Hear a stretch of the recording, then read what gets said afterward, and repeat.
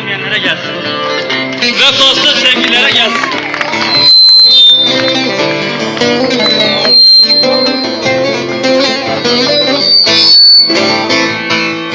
Hiç sevdiğim bir gün bana yar demedin, yar demedin.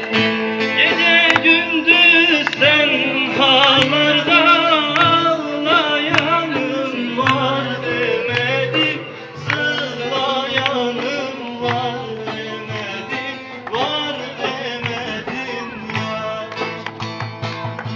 Gece gündüz sen halarda ağlayanım var demedin, sızlayanım var demedin, var demedin ya. Aşığım, sevdalıyım. İçimde yenilgin acısı var. Yapayım. Bu sözleri duyan komşumuzun kızı Ahmet yanıma gelerek şarkı olsun diye katıldı bana. Deli, hayırdır Aşkar Aziz, kime yaptın havayı? Dedim ya bacım, anlayamadın mı? Benim aşkım Hatice, Ayşe, Fatma değil. Vatan aşkıdır bu. Özgür bir toplum olabilmenin sevdasıdır. Ayırmayın sevenleri, isyankar etmeyin yufka yürekleri. Bedeli ölüm de olsa ayrılmam ben sevgilimden. Ey insanoğlu!